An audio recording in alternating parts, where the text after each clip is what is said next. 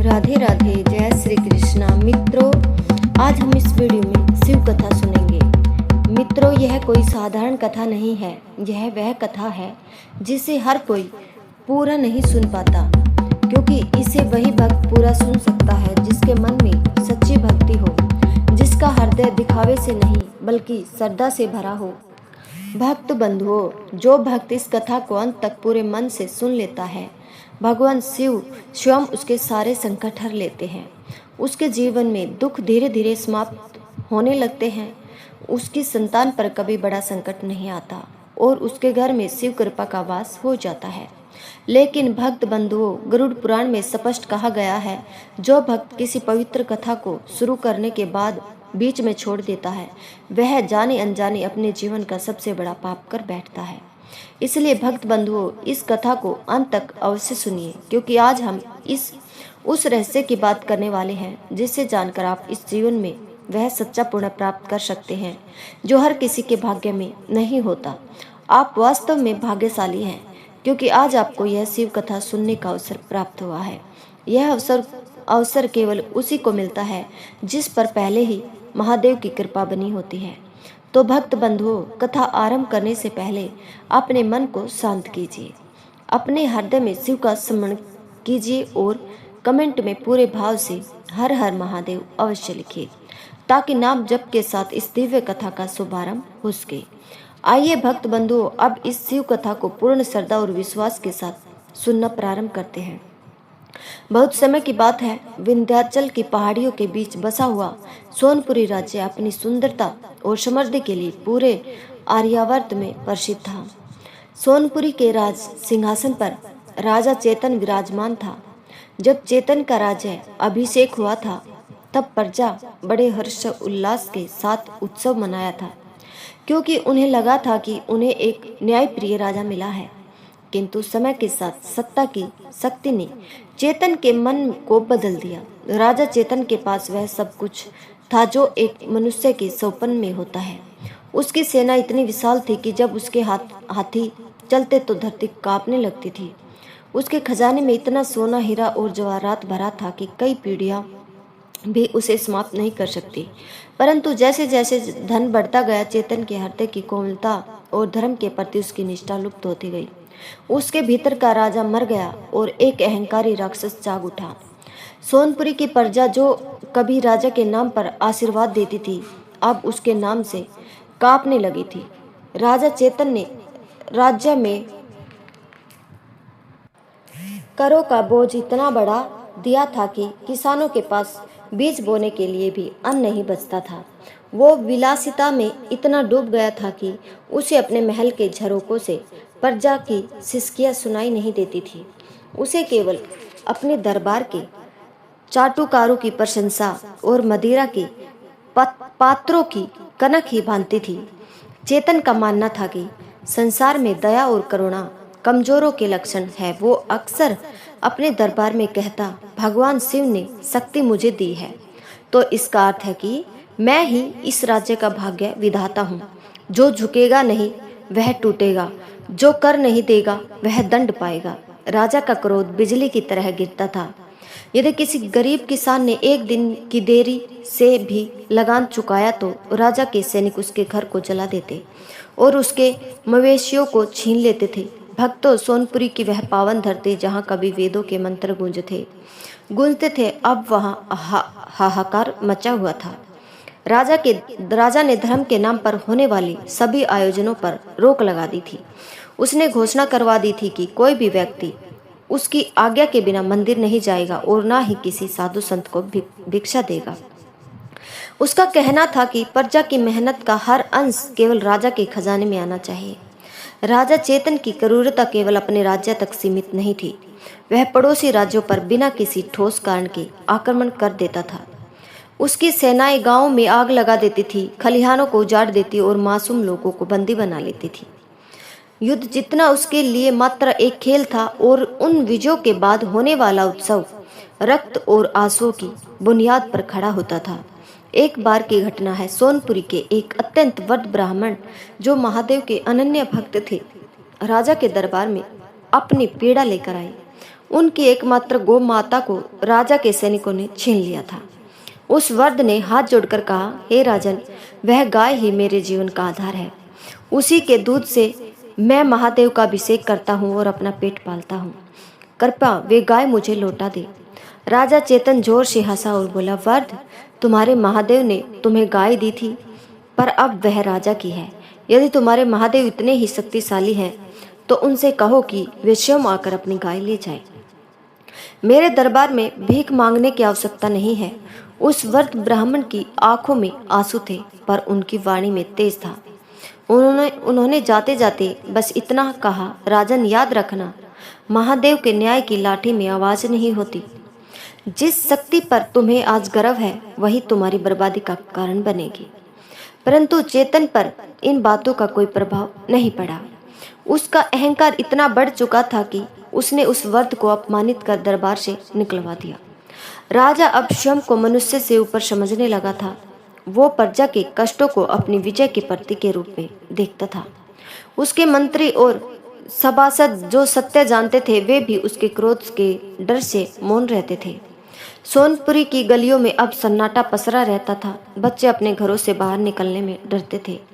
माताओं की लोरी में अब डर का सवार होता था। गांव गांव में लोग छिपकर महादेव की पूजा करते और प्रार्थना करते कि हे प्रभु, इस आतताई राजा से हमारी रक्षा करो। क्या महादेव यह सब नहीं देख रहे थे?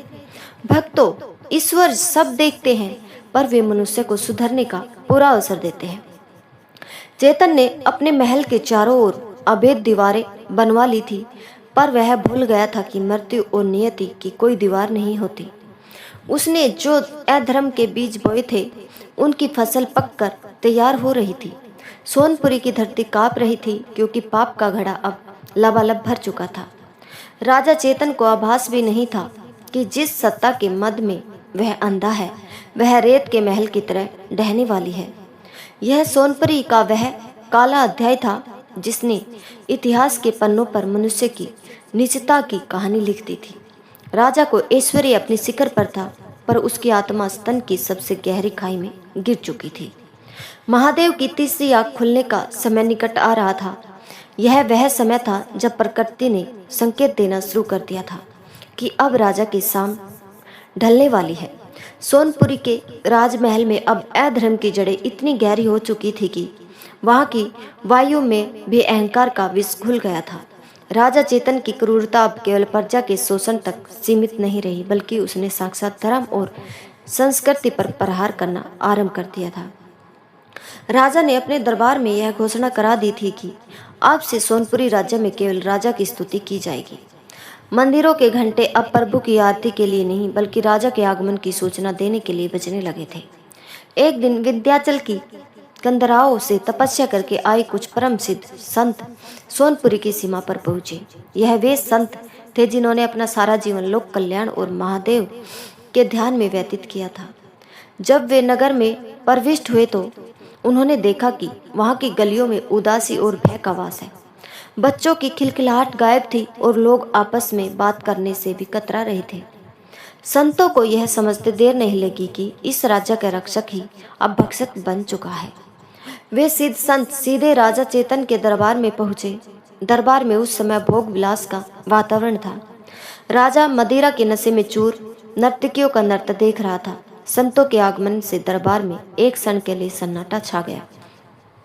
उनके मस्तक पर भस्म का तेज और आंखों में सत्य की चमक थी। मुख्य संत ने अपना हाथ उठाकर राजा को संबोधित किया, राजन, तुम किस अंधकार में डूबे हो? यह राज्य, यह धन और यह शरीर अब नश्वर है। जिस प्रजा के रक्त पर तुम यह उत्सव मना रहे हो, वही रक्त एक दिन तुम्हारे पतन की कहानी लिखेगा। उठो राजन, अभी भी समय है। महादेव की शरण में जाओ और अपने पापों का प्रायश्चित करो। राजा चेतन, जो नशे और सत्ता के मध्य में अंधा था, संतों की यह वाणी सुनकर अट्टहास करने लगा। उसने अपने सिंहासन से उठकर संतों का उपहास उड़ाते हुए कहा, ओ सन्यासियों, तुम मुझे ज्ञान देने आए हो? तुम जो भिक्षा मांगकर अपना पेट पालते हो, तुम मुझे बताओगे कि राजधर्म क्या है? मेरे पास लाखों की सेना है, अपार धन है और मैं इस राज्य का साक्षात ईश्वर हूँ। तुम्हारे महादेव ने मुझे यह सब दिया है या नहीं, यह मैं नहीं जानता, पर मैं इतना जानता हूँ कि आज मेरे आदेश पर तुम्हारा सर धड़ से अलग किया जा सकता है। दरबार के मंत्री और दरबारी थर थर कांपने लगे। संतों ने शांत स्वर में कहा, अहंकार अब जब मनुष्य की बुद्धि को ढक लेता है तो उसे साक्षात मृत्यु भी खिलौना लगती है।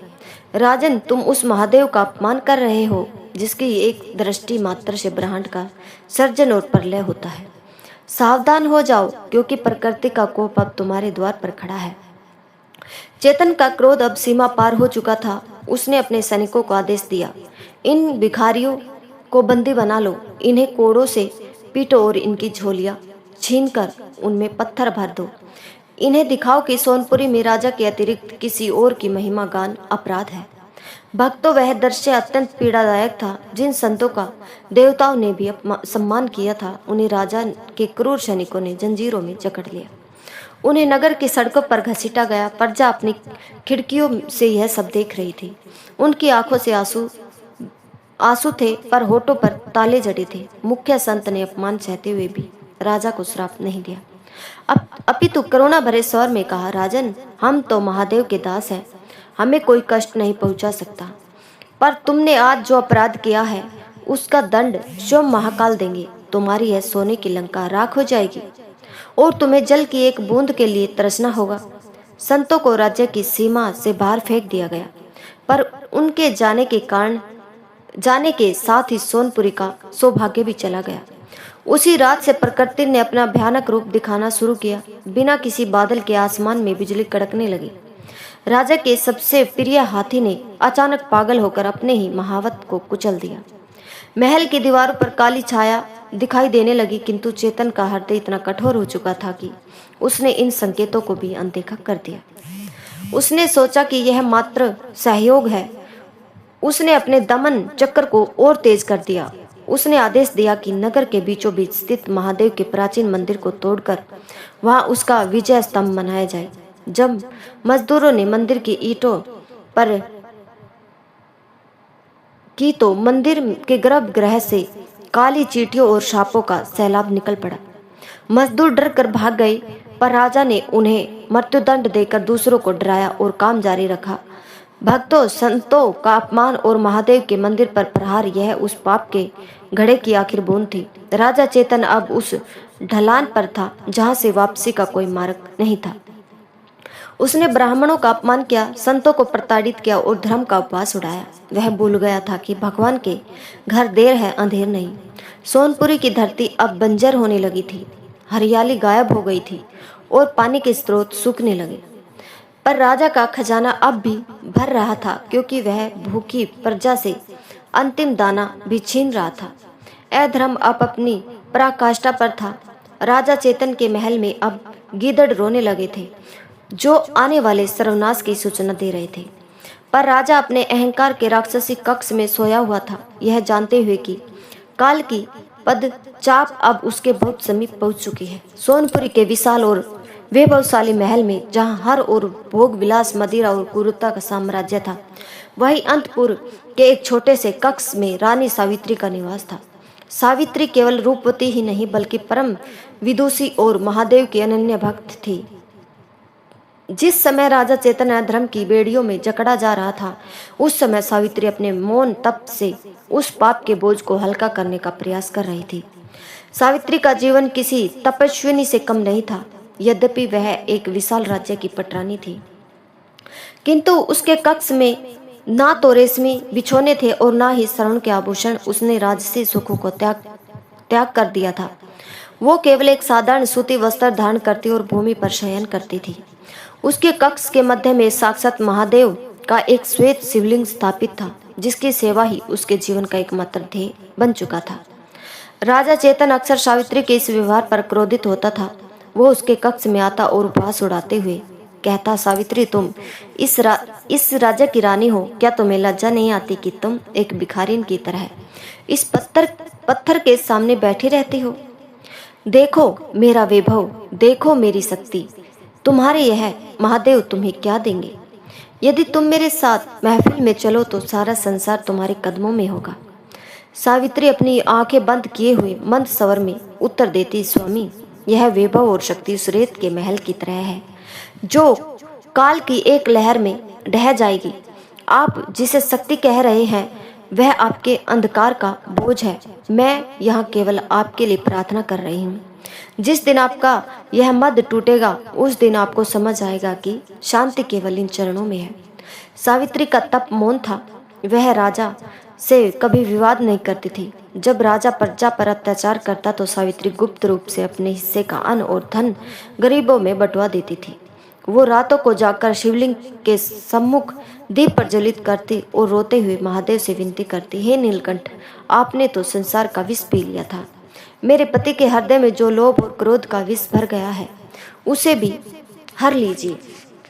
वे अज्ञानता में पाप कर रहे हैं, प्रभु उन्हें क्षमा कर दीजिए। भक्तों, सावित्री की भक्ति इतनी प्रबल थी कि महल के पहरेदार भी उसे देखकर अपना मस्तक झुका देते थे।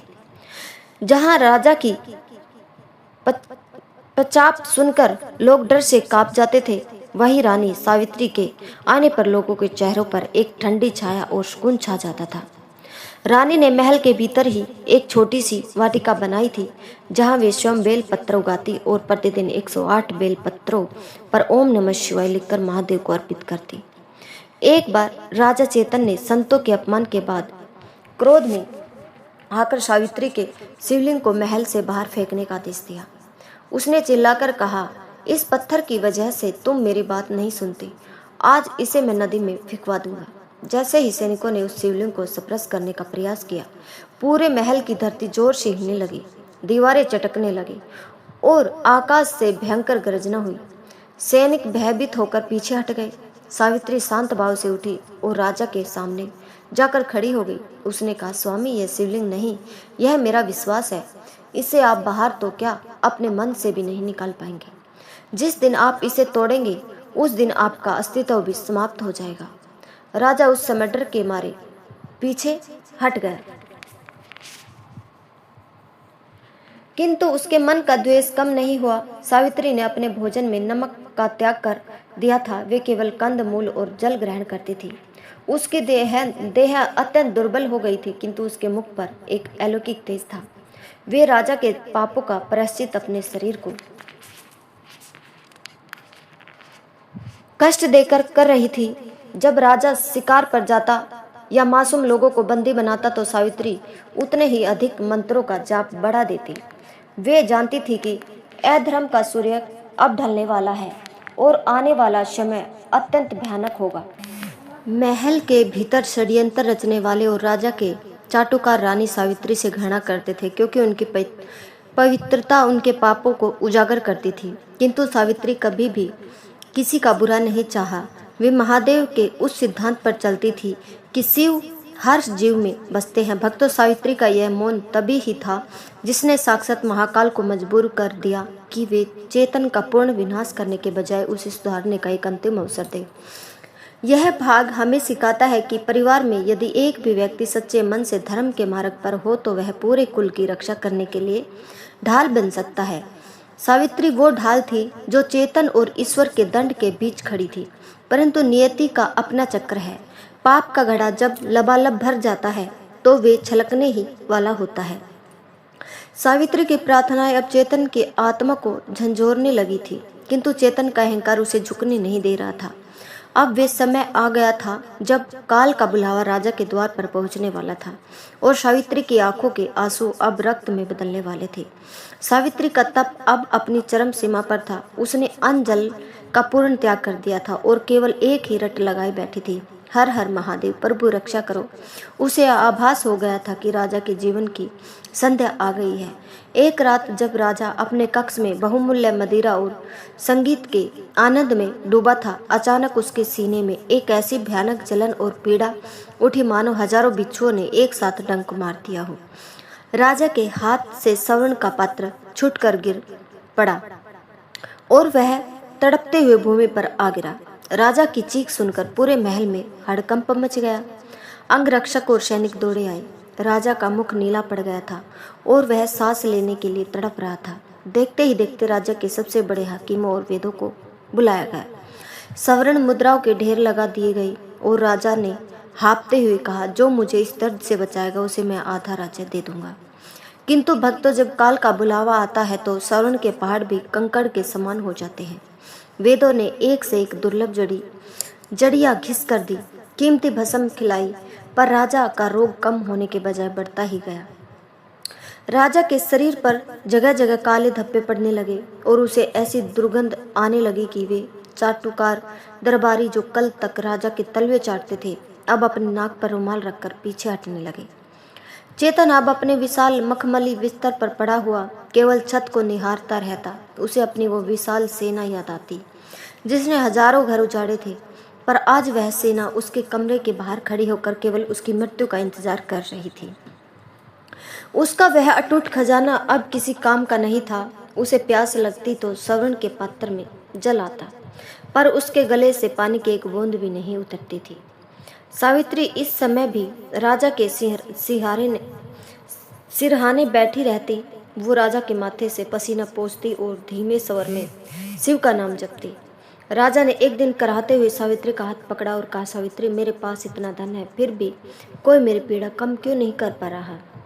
यह वेद झूठ बोलते हैं, यह सब धोखेबाज है। सावित्री ने शांत भाव से कहा, स्वामी, यह वेद शरीर का इलाज कर सकते हैं, पर आपने जो पाप किए हैं उनका घाव आत्मा पर है।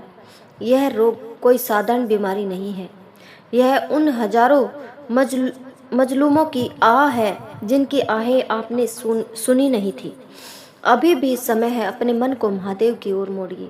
परंतु चेतन का अहंकार अब भी पूरी तरह मरा नहीं था। वो चिल्लाया, नहीं, मैं राजा हूँ, मैं नहीं मर सकता। सेनापतियों को बुलाओ, कहो उनसे कि मौत को महल के द्वार पर ही रोक दे। अगली कुछ रातें सोनपुरी के महल के लिए किसी भयावह स्वप्न जैसी थी। राजा को अब बंद आंखों से भी वही लोग दिखाई देते जिनका उसने अपमान किया था। उसे वह वृद्ध ब्राह्मण दिखाई देता जिसकी गाय उसने छीनी थी। उसे वे जलते हुए गांव दिखाई देते जिन्हें उसने राख किया था। वो नींद में चिल्लाता, दूर हटो, मुझे मत छू, सैनिकों, इन्हें पकड़ो, पर वहां कोई नहीं होता था। केवल सन्नाटा और मौत की आहट होती थी। महल के बाहर गीदड़ों का रोना और उल्लुओं की आवाजें अब दिन में भी सुनाई देने लगी थी। प्रजा में खबर फैल गई थी कि राजा अपने पापों की सजा भुगत रहा है। लोग मंदिर के बाहर खड़े होकर प्रार्थना नहीं कर रहे थे कि राजा ठीक हो जाए, बल्कि वे न्याय की गुहार लगा रहे थे। चेतन की हालत अब ऐसी हो गई थी कि वह हिल भी नहीं सकता था। उसके होठ सूख कर काले पड़ गए थे। अंतिम दिन जब सूर्य ढल रहा था, पूरे महल में एक अजीब सी ठंडक छा गई। दीपकों की लो नीली पड़ गई। सावित्री ने देखा कि राजा की पुतलियां ऊपर चढ़ गई है। चेतन ने अंतिम बार सावित्री को देखा। उसकी आंखों में वह भयानक डर था जो केवल उन लोगों को होता है जिन्होंने जीवन भर अधर्म किया हो। वो कुछ बोलना चाहता था, शायद माफी मांगना चाहता था, पर शब्द उसके गले में ही घुट गई। एक लंबी हिचकी के साथ राजा चेतन का शरीर शांत हो गया। सोनपुरी का वो शक्तिशाली, क्रूर और अभिमानी राजा अब केवल मांस का एक ढेर मात्र रह गया था। जैसे ही प्राण निकले, महल के उन रत्नों की चमक फीकी पड़ गई जिन्हें उसने लूट कर इकट्ठा किया था। भक्तों, यह मृत्यु का तांडव हमें याद दिलाता है कि हम चाहे कितने भी ऊंचे पथ पर क्यों ना पहुंच जाए, अंत में हमें उसी मिट्टी में मिलना है। राजा चेतन की वो सेना, वो महल और वो सिंहासन वही रह गए। राजा ने सोचा था कि वह अमर है, पर काल ने सिद्ध कर दिया कि अहंकार का अंत सदा मिट्टी में ही होता है। अब शुरू होने वाली थी चेतन की वो यात्रा जहाँ ना कोई राजा था, ना कोई प्रजा, जहाँ केवल एक नंगन आत्मा थी और उसके सामने खड़े थे यमराज के दूत। जैसे ही राजा चेतन के प्राण पखेरु उड़े, महल में चीख पुकार मच गई। किंतु उस देह के भीतर बैठा जो अहंकार था, वह अब एक सूक्ष्म प्रेत रूप में अपने ही शव के पास खड़ा था। चेतन की आत्मा ने देखा कि उसकी रानी सावित्री रो रही है, किंतु उसके सेनापति और मंत्री पहले ही खजाने की चाबियों के लिए आपस में लड़ने लगे हैं। उसे पहली बार बोध हुआ कि जिन लोगों के लिए उसने पाप किए वे तो केवल उसके वैभव के साथी थे। तभी कक्ष का वातावरण बर्फीला हो गया। दीवारों से दो विशाल और भयानक छाया उभरी। यह यमराज के दूत थे। उनके हाथ में जलती हुई लोहे की जंजीरें थी और उनकी आंखें अंगारों की तरह दहक रही थी। चेतन की आत्मा चिल्लाई, ठहरो, तुम जानते नहीं मैं कौन हूँ। मैं सोनपुरी का महाराजा चेतन हूँ। सैनिकों, इन दूतों को बंदी बना लो। यमदूतों ने एक भयानक अट्टहास किया। उनकी आवाज़ बिजली कड़कने जैसी थी। एक दूत बोला, मूर्ख चेतन, यहाँ ना कोई राजा है ना कोई रंग, यहाँ केवल तेरे पापों का हिसाब है। चल यमराज के दरबार में, तेरा लेखा जोखा तैयार है। उन्होंने वह जलती जंजीर चेतन की आत्मा के गले में डाल दी। जैसे ही जंजीर ने उसकी आत्मा को छुआ, चेतन को हजारों बिच्छुओं के डंक मारने जैसी पीड़ा हुई। यमलोक का मार्ग अत्यंत दुर्गम और भयावह था। वहां ना सूरज की रोशनी थी, न चांद की शीतलता। चारों ओर केवल अंधकार था, और उस अंधकार में उन लोगों की चीखें गूंज रही थी जिन्होंने जीवन भर अधर्म किया था। चेतन को उन कांटों भरे रास्तों पर घसीटा गया जिनसे उसके सूक्ष्म शरीर से रक्त की धारा बहने लगी। उसे प्यास लगी तो उसे पानी मांगा, किंतु यमदूतों ने उसे गर्म तेल जैसी खौलती हुई मदिरा पिला दी। चलते चलते वे एक ऐसी नदी के तट पर पहुंचे जिसे देखकर चेतन की रूह कांप गई। यह थी भयानक वेतरणी नदी। इस नदी में पानी नहीं था, बल्कि रक्त, पीप, सड़े हुए मांस और विष्ठा का सैलाब बह रहा था। उसमें बड़े बड़े मगरमच्छ और भयानक कीड़े तैर रहे थे जो किनारे खड़ी आत्माओं को नोच रहे थे। यमदूतों ने चेतन को धक्का देकर उस नदी में डाल दिया। चेतन चिल्लाया, बचाओ, कोई मुझे बचाओ। सावित्री, तुम कहाँ हो? महादेव, मुझे बचा लीजिए। जैसे ही उसने महादेव का नाम लिया, उसे सावित्री की वह बातें याद आई जब वह कहती थी कि दान पुण्य ही अंत में साथ जाता है। चेतन ने देखा कि उस नदी में कुछ आत्माएं सुखपूर्वक एक नाव पर बैठकर पार हो रही थी। उसने पूछा, वे लोग कौन हैं जो इतने आराम से जा रहे हैं? यमदूत ने उत्तर दिया, अभाग्य चेतन, वे लोग हैं जिन्होंने धरती पर गाय दान की थी, जिन्होंने प्यासों को पानी पिलाया था और भूखों को भोजन दिया था। उनके पुण्यों ने उन्हें यह नाव दी है, पर तूने तो केवल दूसरों का छीना है, इसलिए तुझे इस गंदगी और कीड़ों के बीच तैर कर ही पार होना होगा। वेतरणी नदी के भीतर उन लोगों के चेहरे चेतन के सामने आने लगे जिनका उसने अहित किया था। वो वृद्ध ब्राह्मण जिसकी गाय उसने छीनी थी, वह उसे नदी के भीतर एक भयानक आकृति के रूप में दिखाई दिया जो उसे बार बार डुबो रहा था। चेतन को महसूस हुआ कि जिस धन के लिए उसने यह सब किया, वह धन अब उसे एक पल की भांति भी नहीं दे सकता था, एक पल भर की भी शांति नहीं दे सकता था। हजारों वर्षों के पीड़ा के समान वह मार्ग बीत रहा था। चेतन को अब समझ में आ रहा था कि अकेलापन क्या होता है। धरती पर उसके पास हजारों सेवक थे, पर यहाँ वह बिल्कुल अकेला था। अपने पापों के साथ उसने याद आया कि कैसे वह संतों का उपहास करता था। उसे याद आया कि कैसे वह सावित्री की पूजा को समय की बर्बादी कहता था। अब उसे समझ आया कि सावित्री का वो एक एक ओम नमः शिवाय का जाप उसके लिए एक ढाल बन सकता था, पर उसने तो उस ढाल को स्वयं ही तोड़ दिया था। वेतरणी को पार करने के बाद चेतन का सूक्ष्म शरीर पूरी तरह सत्वस्त हो गया था। उसके अहंकार की राख बन चुकी थी। वह अब वह राजा नहीं, बल्कि एक थर थर कांपता हुआ अपराधी था। यमदूत उसे घसीटते हुए एक विशाल स्वर्ण और काले पत्थर जैसे बने द्वार की ओर ले गए। यह यमराज की न्याय सभा का द्वार था। वहां का वातावरण इतना गंभीर था कि चेतन के प्राण सूखने लगे। उसने देखा कि चारों ओर धर्मराज के सेवक खड़े हैं और न्याय की प्रतीक्षा कर रहे हैं। द्वार पर खड़े प्रहरी ने गरज कर कहा, सोनपुरी का राजा चेतन, जिसने 60 वर्षों तक केवल अधर्म और अहंकार का शासन किया, न्याय के लिए प्रस्तुत है। भक्तों, वेतरणी की वह यात्रा हमें यह सिखाती है कि हम इस संसार से जो कुछ बटोरते हैं वह यही छूट जाता है। केवल हमारे कर्म ही उस पार हमारे साथ जाते हैं। चेतन ने जीवन भर मुट्ठी बंद रखी थी, इसलिए हम उसके हाथ खाली थे। यमलोक के उस विशाल और भयानक दरबार में सन्नाटा पसरा हुआ था। ऊंचे सिंहासन पर स्वयं धर्मराज यमराज विराजमान थे, जिनके नेत्रों में न्याय की ऐसी चमक थी कि अधर्मी आत्माएं उन्हें देख भी नहीं सकती थी। उनके ठीक बगल में बैठे थे चित्रगुप्त, जिनके हाथों में एक विशाल पुस्तक थी जिसमें संसार के हर जीव के हर पल का लेखा जोखा दर्ज होता था। जैसे ही चेतन को जंजीरों में जकड़ कर वहां लाया गया, यमराज ने गंभीर स्वर में कहा, चित्रगुप्त, इस आत्मा का विवरण प्रस्तुत किया जाए। यह सोनपुरी का अधिपति रहा है, जिसने प्रजा की रक्षा का वचन लेकर शासन किया था। चित्रगुप्त ने अपनी दिव्य पुस्तक के पन्ने पलटे। जैसे ही पन्ने पलटे, दरबार की दीवारों पर चेतन के जीवन की घटनाएं किसी चलचित्र की तरह दिखाई देने लगी। चित्रगुप्त ने कहना शुरू किया, प्रभु, इस जीव का नाम चेतन है। इसने अपने जीवन के 60 वर्षों में सत्ता का ऐसा दुरुपयोग किया है जिसकी मिसाल मिलना कठिन है। इसने अपनी प्रजा पर 700 प्रकार के नए कर लगाए ताकि इसका निजी खजाना भर सके। इसके आदेश पर 350 गांवों को जलाया गया क्योंकि उन्होंने लगान देने में देरी की थी। चेतन की आत्मा कांपने लगी। वो चिल्लाया, यह झूठ है, मैंने तो राज्य की उन्नति के लिए यह सब किया था। चित्रगुप्त ने शांत स्वर में कहा, चेतन, यह सब नहीं, कर्म बोलते हैं। देख, दीवारों पर वह दृश्य उभर आया जब चेतन ने उस वृद्ध ब्राह्मण की गाय छीनी थी। ब्राह्मण के आंसू और उसकी करा उस दरबार में गूंजने लगी।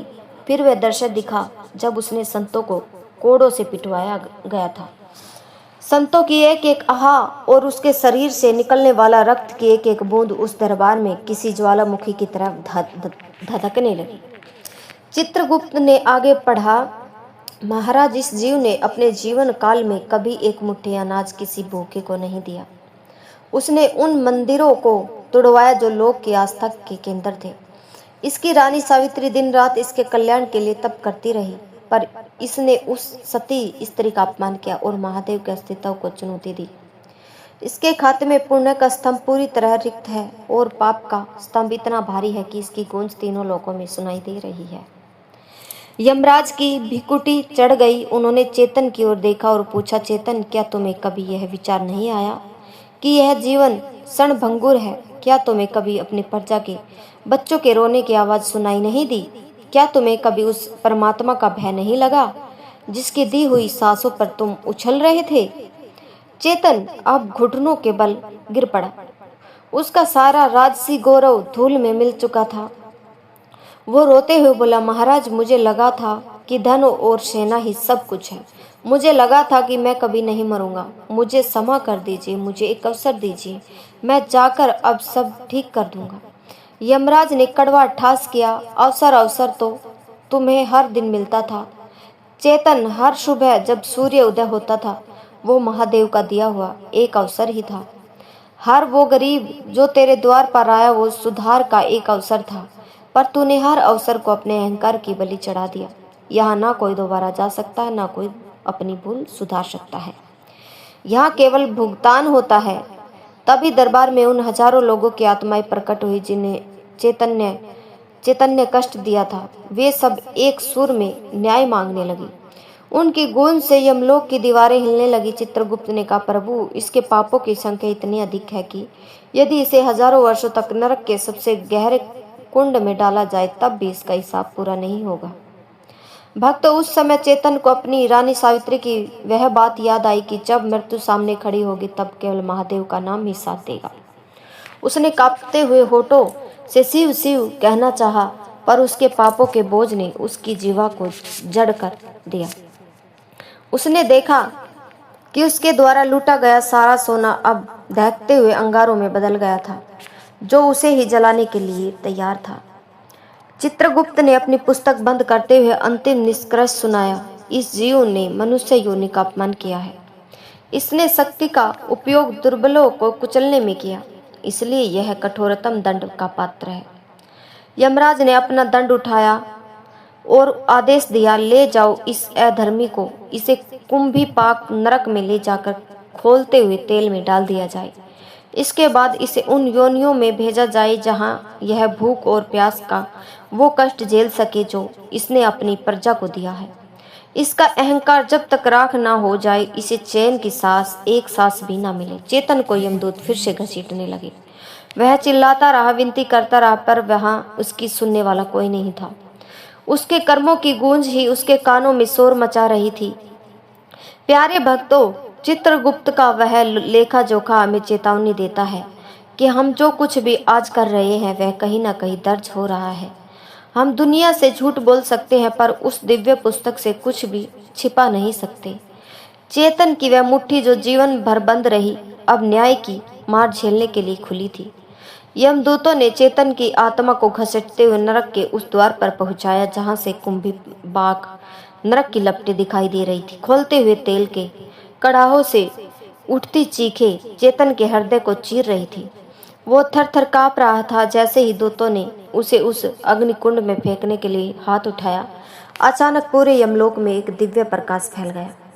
वह प्रकाश इतना शीतल और तेजस्वी था कि नरक की अग्नि भी ठंडी पड़ने लगी। यमराज अपने सिंहासन से उठकर खड़े हो गए और अपना मस्तक झुका लिया। वहां साक्षात देवों के देव महादेव प्रकट हुए। उनके गले में मुंडमाल थी जो हजारों सूर्यों से भी अधिक शीतल थी।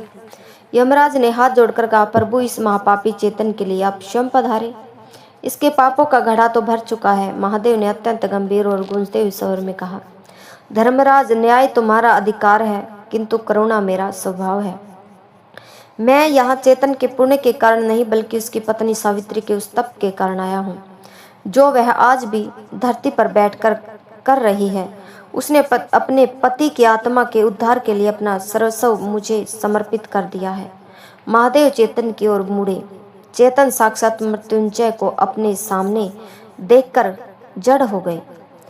महादेव ने उसे संबोधित किया, चेतन, अपनी आंखें खोलो और इस वैभव को देखो जो तुम साथ लाए हो। चेतन ने अपनी सूक्ष्म दृष्टि से स्वयं को देखा।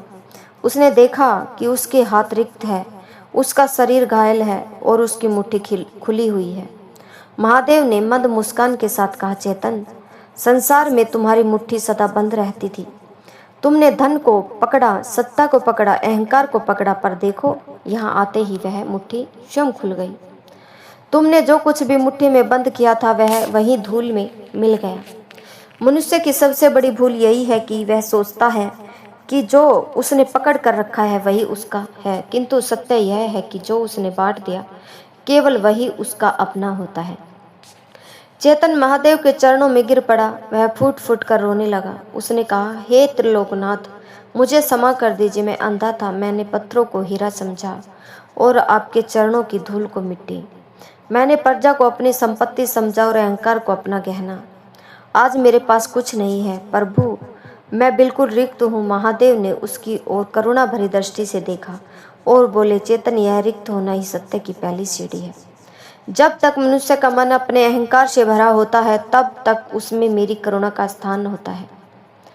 तुमने जो पाप किए उनका फल तो तुम्हें भोगना ही होगा, क्योंकि कर्म का विधान अटल है। किंतु सावित्री की प्रार्थना ने तुम्हारे लिए प्रायश्चित का एक द्वार खोल दिया है।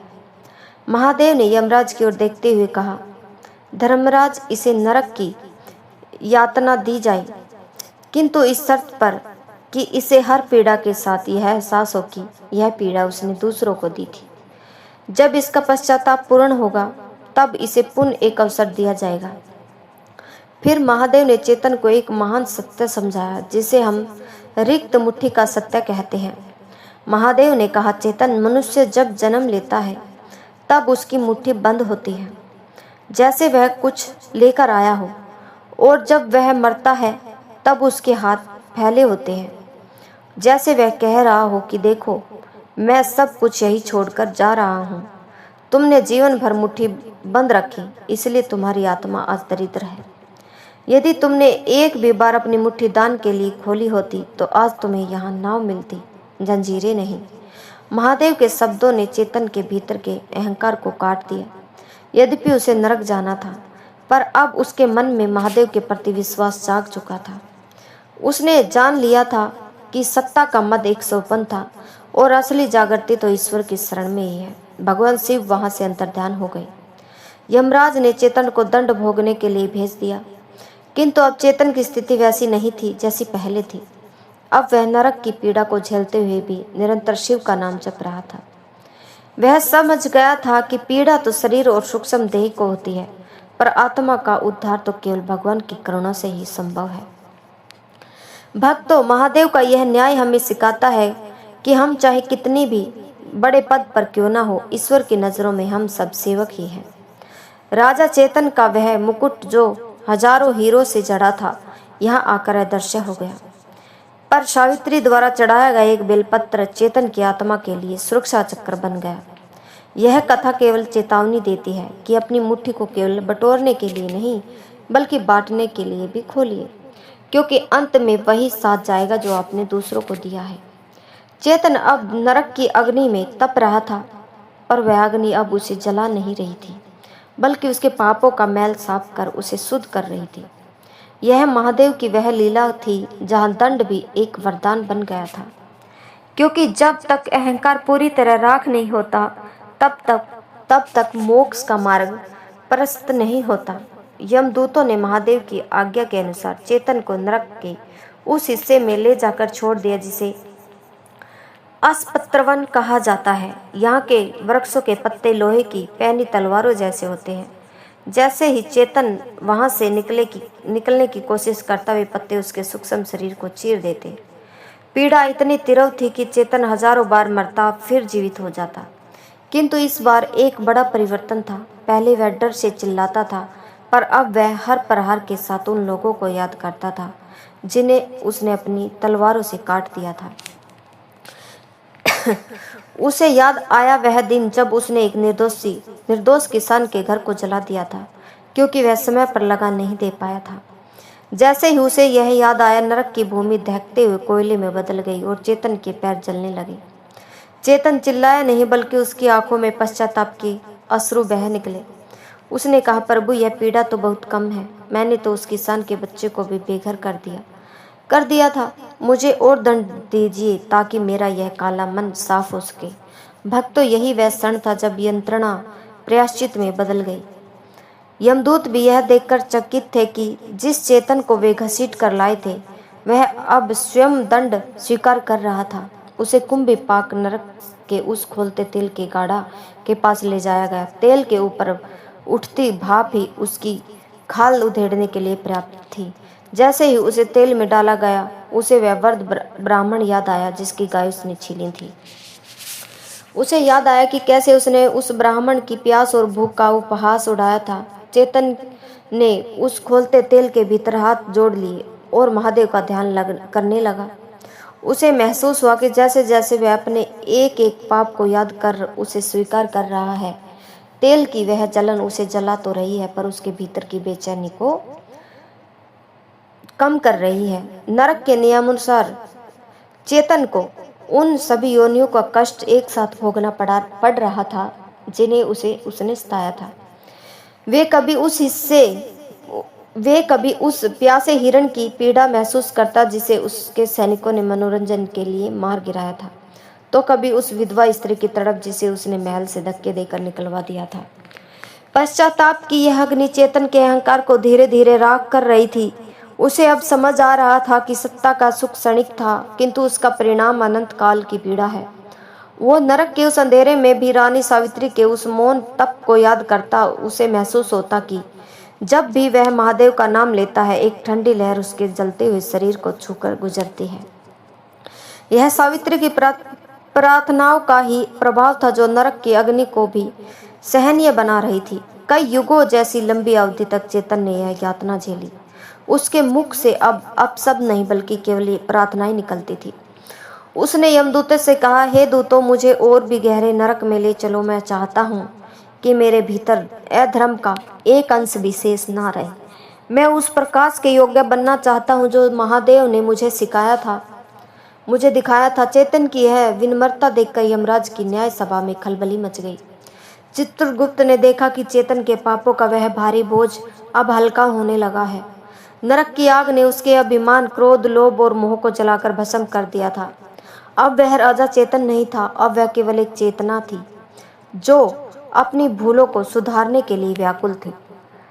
भक्तों, यह भाग हमें सिखाता है कि कष्ट हमें बर्बाद करने के लिए नहीं, बल्कि हमें जगाने के लिए आते हैं।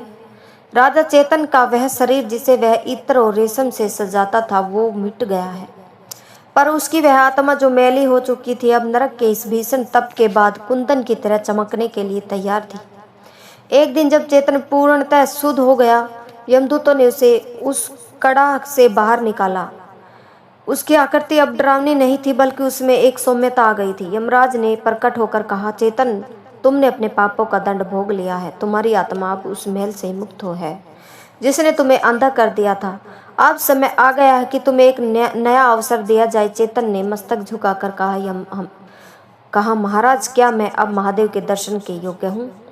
यमराज बोले, दर्शन तो अभी दूर है, पर तुम्हें अपनी भक्ति सिद्ध करने के लिए फिर से उसी संसार में जाना होगा जहाँ तुमने पाप किए थे।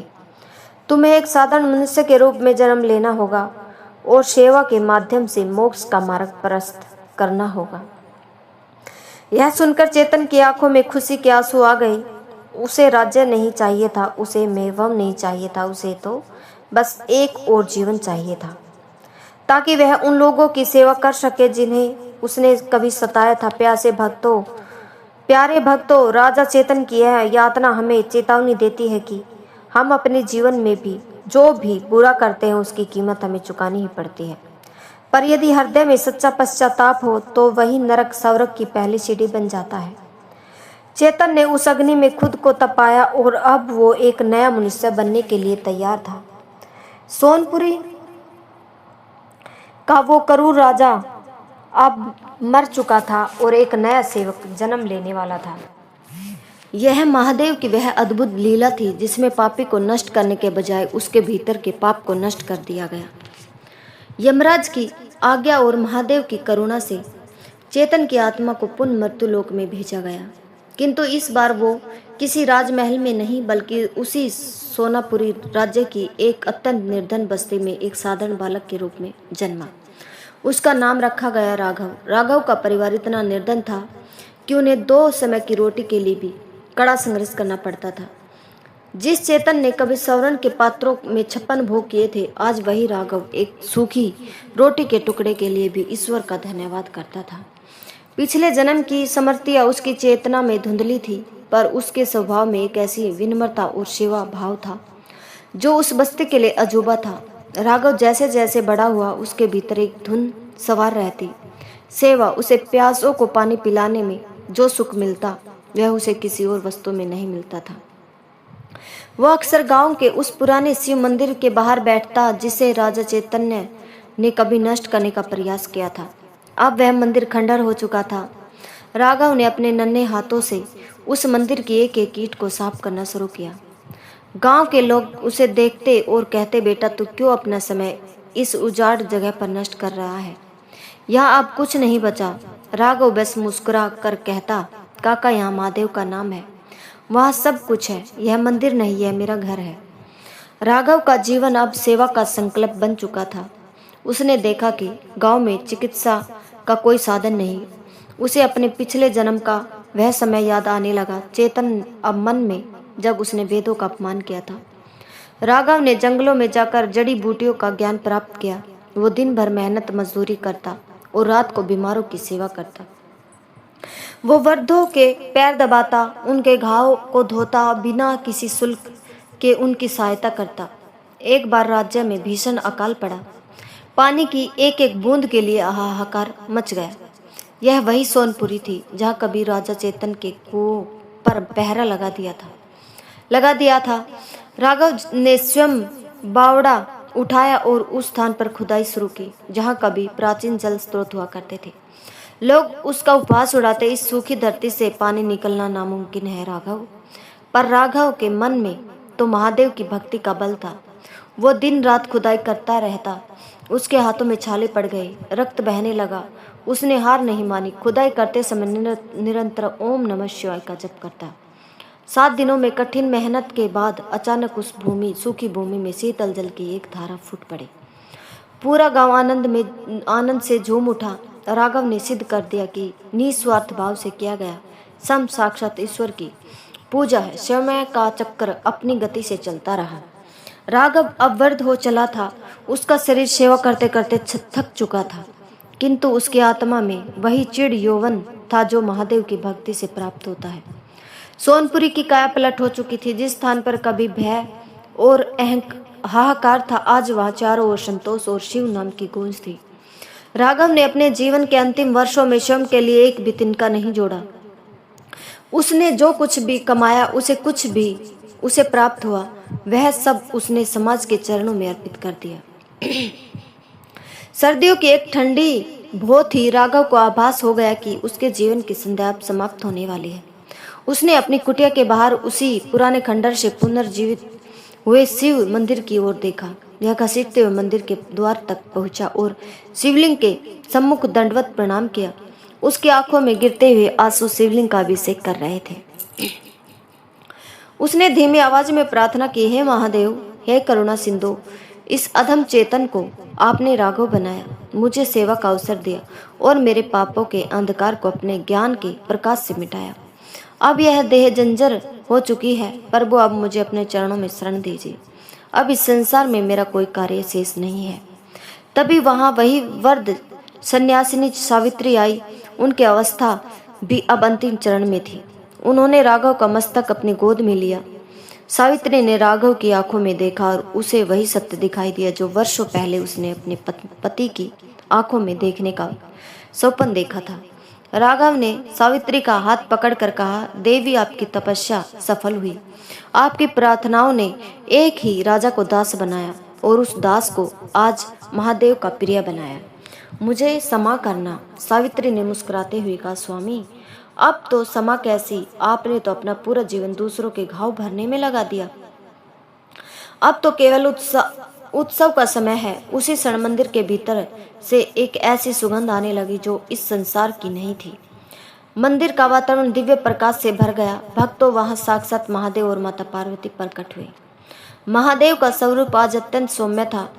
उनके हाथ में त्रिशूल नहीं बल्कि वरदान देने वाली मुद्रा थी। महादेव ने राघव को संबोधित किया, उठो राघव, उठो चेतन, तुम्हारी यात्रा पूर्ण हुई।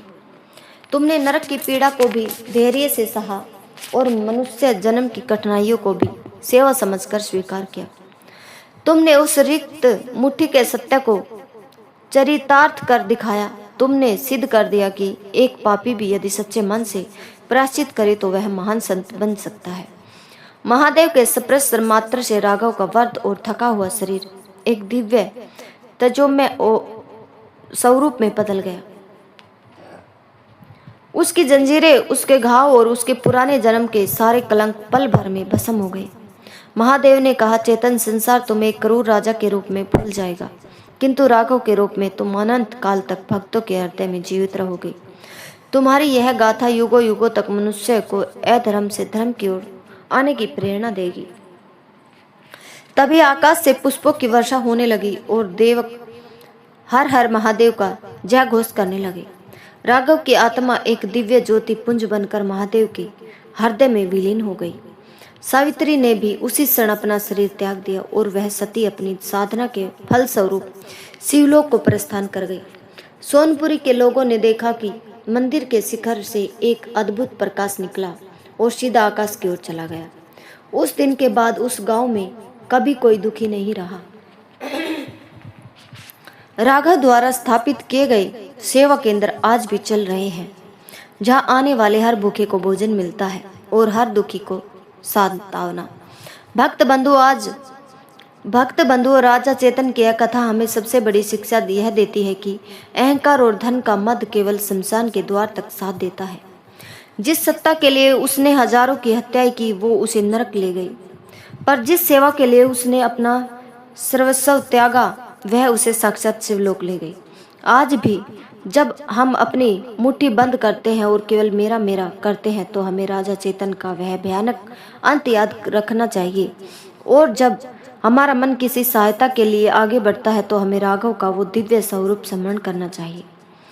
भगवान शिव केवल मंदिर के पत्थर में नहीं बल्कि हर उस भूखे के पेट में है जिसे आप भोजन देते हैं, हर उस प्यासे के कंठ में है जिसे आप जल पिलाते हैं, और हर उस पीड़ित के आंसुओं में है जिसे आप पूछते हैं। चेतन की कथा यहाँ समाप्त होती है, पर इसका संदेश अमर है। अपनी मुट्ठी खोलिए, दान दीजिए, प्रेम बांटिए और गर्व का त्याग कीजिए, क्योंकि जब हिसाब की घड़ी आएगी तो चित्रगुप्त की पुस्तक में केवल वही लिखा मिलेगा जो आपने दूसरों के लिए किया होगा। भक्त बंधु, आप भी आज जिस स्थिति में हैं, जो दुख या सुख भोग रहे हैं, वह कहीं ना कहीं आपके पुराने प्रारंभ के कारण ही, जैसे राजा चेतन को अपने क्रूर कर्मों के कारण नरक की यातना भोगनी पड़ी और फिर राघव के रूप में दरिद्रता का जीवन मिला, वैसे ही हमारे आज के कष्ट हमारे बीते हुए कल के कर्मों का फल होते हैं। कभी कभी हम सोचते हैं मैंने तो इस जन्म में किसी का बुरा नहीं किया, फिर मुझे यह बीमारी, यह गरीबी या यह मानसिक कष्ट क्यों मिल रहा है? तब याद रखिएगा, यह प्रारब्ध का ही खेल है। जैसे चेतन को पिछले जन्म के पापों के कारण अगले जन्म में संघर्ष करना पड़ा, वैसे ही हमारे संचित कर्म हमारे वर्तमान को प्रभावित करते हैं। लेकिन भक्तों, यहाँ निराश होने की आवश्यकता नहीं। चेतन की कथा हमें सिखाती है कि प्रारब्ध भले ही हमें कष्ट दे सकता है, पर पुरुषार्थ और भक्ति उस प्रारब्ध को बदल सकते हैं। राघव ने अपने पुराने जन्म के पापों को कोसने में समय व्यर्थ नहीं किया, बल्कि उसने सेवा और ओम नमः शिवाय के जाप से अपने भाग्य की लकीरों को ही बदल दिया। यदि आज आप किसी संकट में हैं, यदि प्रारब्ध के कारण आपके जीवन में अंधकार है, तो घबराइए मत। यह आपके पिछले कर्मों का हिसाब हो सकता है जो चुकता हो रहा है। बस अपने भीतर के चेतन को मारिए और राघव को जगाइए। याद रखिए भक्तों, महादेव का नाम वो पारस पत्थर है जो लोहे जैसे काले प्रारब्ध को भी सोने जैसे चमकते भविष्य में बदल सकता है। प्रारब्ध केवल दंड देने के लिए नहीं, बल्कि हमें शुद्ध करने के लिए आता है। इसलिए हर श्वास के साथ अपने कर्मों को सुधारिए, दान कीजिए और निस्वार्थ भाव से सेवा कीजिए, क्योंकि जो प्रारब्ध कर्मों से बना है वह नए सत्कर्मों से कट भी सकता है। राजा चेतन की रिक्त मुट्ठी जब सेवा के लिए खुली तो प्रारब्ध के जंजीरें टूट गई और मोक्ष का द्वार खुल गया। यही इस कथा का अंतिम और सबसे बड़ा संदेश है। कर्म अटल है पर करुणा महादेव उसे भी प्रबल है। भक्तों, यदि यह पावन शिव कथा आपको पसंद आई हो तो यदि इस कथा में आपके मन को शांति दी हो, आपके हृदय में भक्ति का भाव जगाया हो, तो हमारे इस भक्ति भजन 1 2 3 चैनल परिवार से जुड़ने के लिए चैनल को सब्सक्राइब अवश्य करें।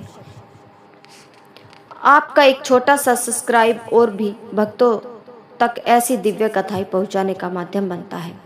और भक्तों, अंत में मेरी भगवान शिव शंकर महादेव से एक छोटी सी लेकिन हृदय से निकली प्रार्थना है। हे भोलेनाथ, जिस भी सच्चे भक्त ने इस कथा को पूरे मन, श्रद्धा और विश्वास के साथ अंत तक सुना है, आप उसके जीवन से सभी दुख, कष्ट और बाधाएं दूर करें। उसके घर में सुख, शांति और समृद्धि का वास हो, उसकी संतान सुरक्षित रहे, उसके कर्म शुद्ध हो और आपके चरणों में उसकी भक्ति दिन दुगनी रात चुगनी बढ़ती रहे। भोले बाबा, अपनी कृपा और आशीर्वाद सदैव उस भक्त पर बनाए रखना।